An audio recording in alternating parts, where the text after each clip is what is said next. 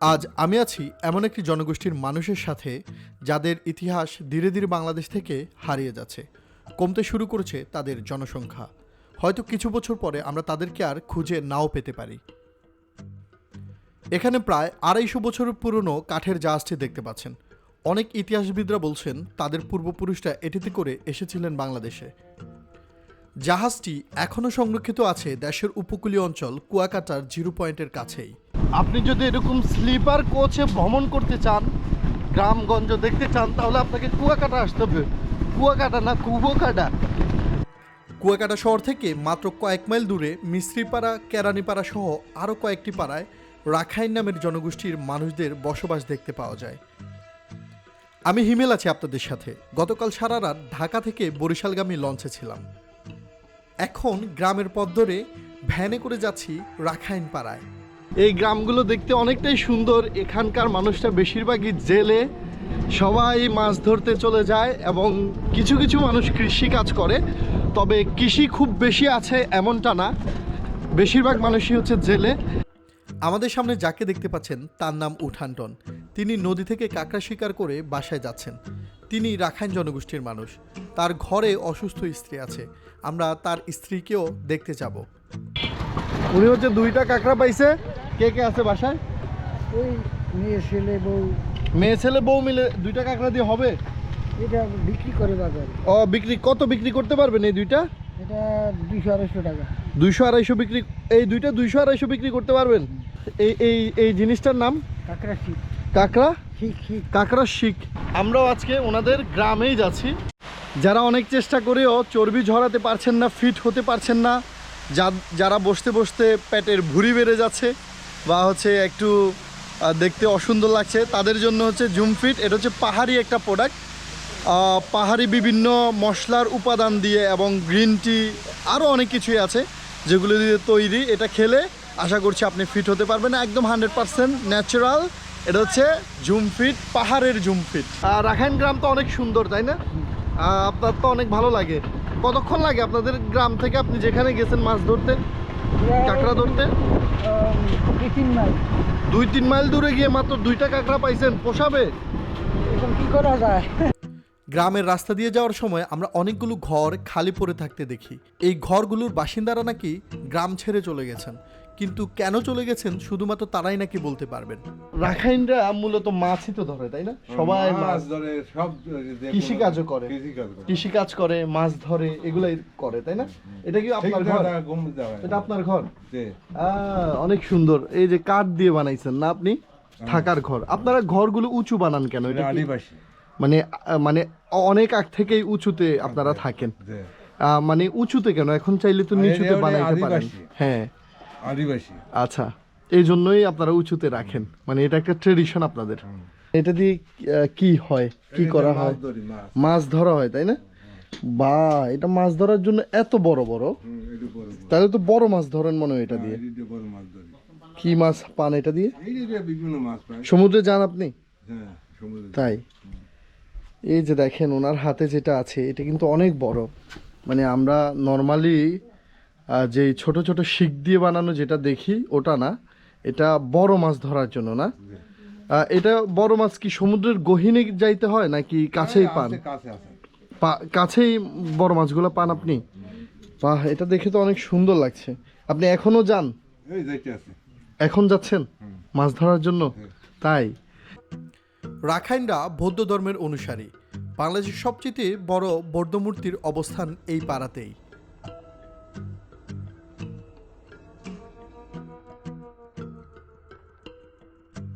আপনারা আমার পিছনে এখন যে মূর্তিটি দেখতে পাচ্ছেন এটা প্রায় 36 ফুট উঁচু, বাংলাদেশের সবচেয়ে উঁচু বা বাংলাদেশের সবচেয়ে বড় বৌদ্ধের মূর্তি, মানে এটা তারা দাবি করে থাকেন।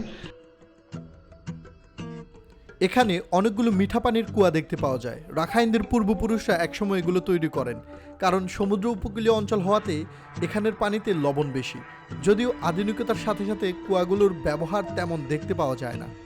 রাখাইনরা যখন এই মিয়ানমার থেকে প্রায় আজ থেকে 150 থেকে 200 বছর আগে একটা যুদ্ধ হয়, ওই যুদ্ধের কারণে রাখাইনরা এখানে চলে আসে। এটা একটা সামুদ্রিক অঞ্চল, এখানে পানি ছিল না, তখন তারা মিষ্টি পানির জন্য এই কুয়াটা খনন করে, তখন এই অঞ্চলের নাম হয়ে যায় কুয়াকাটা।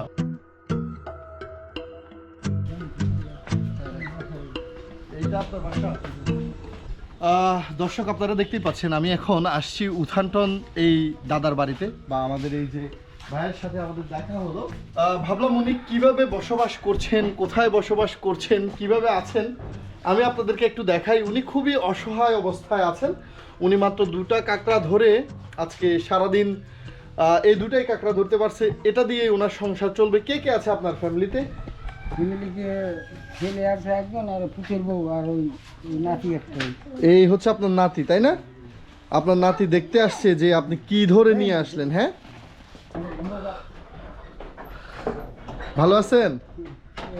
উঠতে পারে না, অসুস্থ না? আচ্ছা, উনি হচ্ছে একেবারেই একজন অসুস্থ মানুষ। আমি একটু আপনাদেরকে দেখাই। উনি আপনার কি হন? উনি আপনার স্ত্রী না?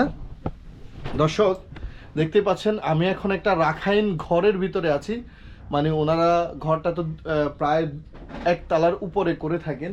আপনি বেশি অসুস্থ না? আদুর দুটা ফললে হয়তো হাঁটতে পারি। হাঁটতে পারেন না আপনি? 3 বছর ধরে আপনার এই অবস্থা? দেখতে পাচ্ছেন 3 বছর ধরে উনি হাঁটতে পারেন না। ওনারা আসলে খুবই গরিব মানুষ। তো এখানে কি এক রুম? মাঝে আরেক রুম আছে না? আচ্ছা। হুম। ও, এটা হচ্ছে ওনারা মনে হয় এখানে ওই যে বুদ্ধের পূজা করেন। এই যে দেখতে পাচ্ছেন উনি ঘরের ভেতরে এই যে বৌদ্ধের কিছু ছবি রাখছেন। ওনারা যেহেতু বৌদ্ধ ধর্মের অনুসারী, উনি বৌদ্ধ ধর্মের পূজা করে থাকেন। আচ্ছা, আমি আরও কিছু জিনিস আপনাদেরকে দেখাই। এই হচ্ছে আরেকটা ঘর না আপনার? এদিকে যাওয়া যায়, মানে এটা হচ্ছে বারান্দার মতো করে করছেন। আপনাদেরকে আরেকটু দেখানোর চেষ্টা করব। আমরা যদিও ওনাকে আসলে ওইভাবে হেল্প করতে পারছি না, তাও আমরা সামান্য একটু চেষ্টা করেছি আর কি। আপনারাও যদি কেউ চেষ্টা করতে চান ওনার জন্য, তাহলে যোগাযোগ করবেন বা জানাবেন, বা আপনারা এই রাখাইন পল্লীতে আসলে ওনাদেরকে পেয়ে যাবেন ইনশাল্লাহ। আপনারা চাইলে ওনাদেরকে কিছুটা হেল্পও করতে পারেন। আমি ওনার বিকাশ নাম্বারটা নিয়ে কমেন্টে বা ডেসক্রিপশানে দিয়ে রাখবো। আপনারা ওনার সাথে কেউ যদি চান যোগাযোগ করতে, এই অসহায় মানুষটাকে, বৃদ্ধ মানুষটাকে দেখার জন্য আসতে, অবশ্যই আপনারা আসবেন। গ্রামগুলোতে নারীদের তাঁতে বুনে পোশাক তৈরি করতে দেখতে পাওয়া যায়। তাদের পুরুষরা লুঙ্গি ও নারীরা থামি পরেন। তাদের পোশাকগুলোতে ফুল ও লতাপাতার নকশা বেশি দেখতে পাওয়া যায়। আমি এখন বসে আছি একটা তাঁতের সাথে, মানে এটা দিয়েই তাদের এই পোশাকগুলো বানানো হচ্ছে, বানায়। যাই হোক, এই যে দেখেন কি সুন্দর তারা, তাদের সংস্কৃতি, ট্রেডিশন কি সুন্দর। মানে তাদের নারীদের কাজই হচ্ছে সারাদিন এই তাঁতের শাড়ি বানানো। এটা পরে তারা, তাই না? ও, থামি হচ্ছে রাখাইন মেয়েরা, আপনারা হয়তো জানেন, এই উপরে মানে এই ড্রেসটা পরে, আর নিচে এইরকম একটা ড্রেস পরে রাখাইন মেয়েরা, তাই না? এটা তো চাইলে বাঙালি মেয়েরাও পড়তে পারবে, মানে সুন্দর লাগবে মেয়েদেরকে এটা পরলে। জাস্ট এখানে কি কাটা থাকে? ও, লুঙ্গির মতো জাস্ট এবার পেঁচিয়ে পড়ে, তাই না? পেঁচিয়ে পড়ে। তো আপনারা মেয়েরা যারা আছেন এখানে আসলে চাইলেই কিনতে পারছেন আপনারা রাখাইন নারীদের থামি। তো দেখতেই পাচ্ছেন এখানে 2-1টা বিল্ডিং আছে। এদের অবস্থা ভালো থাকার কারণ তাদের জমিন আছে। ওই জমিনগুলো মানুষ করে, তারা ধান পায় বা হচ্ছে বিভিন্নভাবে আর কি। এগুলো সব সরকার করে দিচ্ছে না? এই ঘরগুলো সবই তো সরকার দিছে, সবগুলো কিন্তু সরকারিভাবে ওনাদেরকে দিছে। ওনারা যেহেতু জেলেরা চাইলেও অনেক টাকা ইনকাম করতে পারে না, বা কেউ আছে হয়তো অনেক সময় ভালো টাকা রুজি করে ফেলে, তখন তারা ধনী হয়, তাও মাছ ধরার মাধ্যমেই তো বেশি টাকা রুজি করে, তাই না? এমনিতে আর কোনো উপায় তো নাই। ধনী হওয়ার কি কি উপায় আছে আপনাদের এখানে? খালি মাছ ধরা? অবস্থা ভালো, ওদের অবস্থা ভালো। ওনারা কি করে? হইলে জায়গা জমি আছে তাদের। ও জায়গা জমি থাকার কারণে তাদের একটু অবস্থা ভালো। এমনি কাজ কি করে জানেন? কাজ তো ওই জমির কাজ না থাকলে তো হ্যাঁ। গুছিয়ে থাকে। ও বুঝতে পারছি, মানে জমি থাকায় তারা চাষবাস করতে পারে। ও এই জন্য নাপ্পিটা হচ্ছে রাখাইনদের একটা ঐতিহ্যবাহী খুবই মজার খাবার। এই নাপ্পিটা তারা অনেক বেশি পছন্দ করে সব কিছুর সাথে, যেমন সবজি, তারপরে যা কিছুই রান্না করুক না কেন তারা একটু নাপ্পি দেওয়ার চেষ্টা করে। ঠিক আছে, আমি একটা নাপ্পি যদি হাতে নেই, আপনারা একটু খেয়াল করেন, এই হচ্ছে নাপ্পি, রাখাইনদের ঐতিহ্যবাহী খাবার নাপ্পি। দেখেন এই হচ্ছে নাপ্পিতে একটা মাছের, যেহেতু এটা মাছের ভর্তা দিয়ে বানানো, সো একটা মাছের গ্রান আছে আর কি, শুটকি মাছের গ্রান। তো নাপ্পি যদি খেতে চান তাহলে চলে আসেন এখানে, তাদের ঘরগুলোতে আপনি নাপ্পি খেতে পারবেন। আপনাদের এখানে কত ফ্যামিলি বসবাস করে? এখানে হ্যাঁ হ্যাঁ হ্যাঁ এখানে হ্যাঁ 50-60 উনি বলছেন এখানে 50 থেকে 60টা ফ্যামিলি আছে না? আর এই তারা এখানে এসে পূজা করে। এই যে ঠাকুর ঘর দেখতে পাচ্ছেন, এখানে তারা এসে পূজা করে।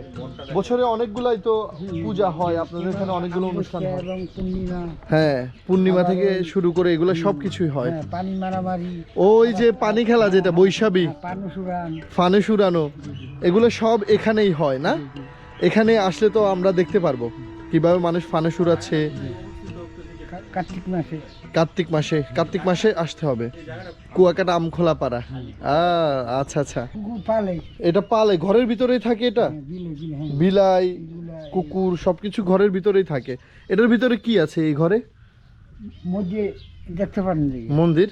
আচ্ছা চলেন একটু, আপনি যাবেন? যান। চলেন আমি আপনাদেরকে এই ঘরের ভিতরে একটু নিয়ে যাই, কি আছে একটু দেখি।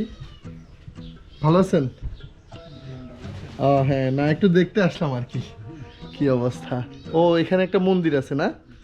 আচ্ছা, আমি এটা একটু দেখতে আসলাম। এই যে ঘরের ভিতরে একটা মন্দির আছে।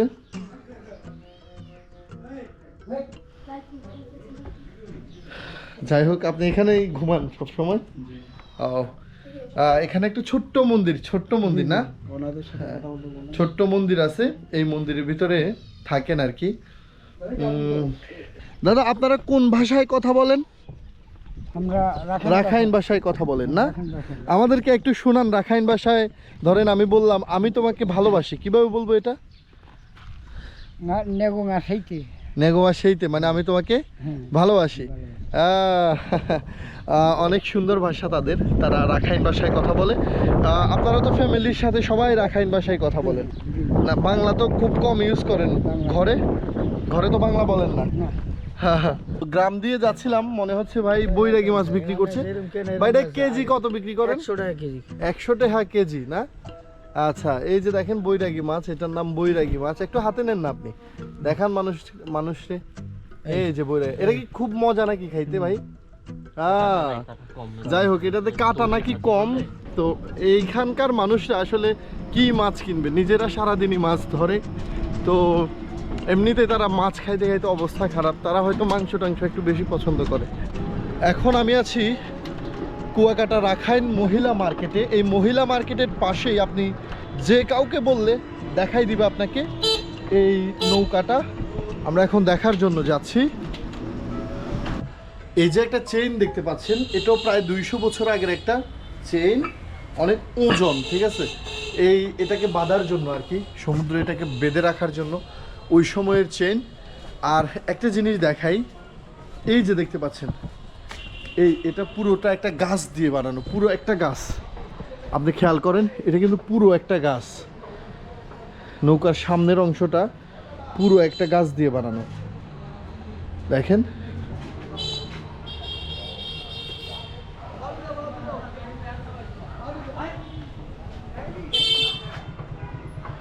আর এই যে কাঠগুলো দেখতে পাচ্ছেন, এগুলো কিন্তু নতুন এমনিতে লাগানো, জাস্ট ওই গাছগুলোকে ধরে রাখার জন্য, এই উপরের গাছগুলোকে সংরক্ষণ করার জন্য এখানে কিছু কাঠ লাগানো হয়েছে।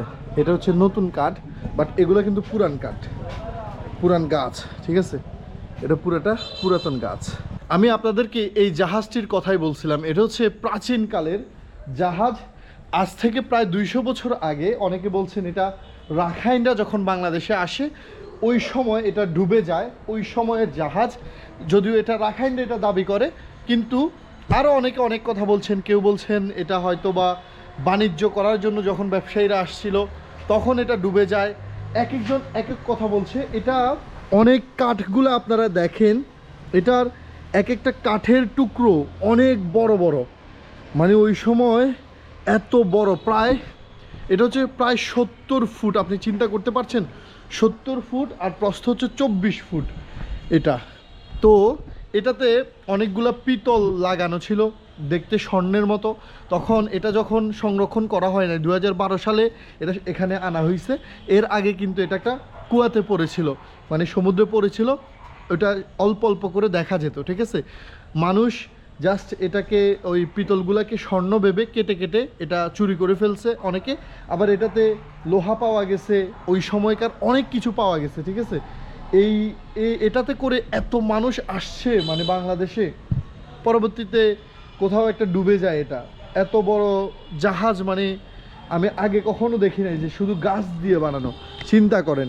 এখন আমরা কুয়াকাটা বাস স্ট্যান্ড আছি। আমরা চাইলে এখান থেকে সরাসরি ঢাকার বাসে উঠতে পারতাম, বাট আমরা সেটা করছি না, কারণ আমরা বরিশাল থেকে লঞ্চে যেতে চাচ্ছি।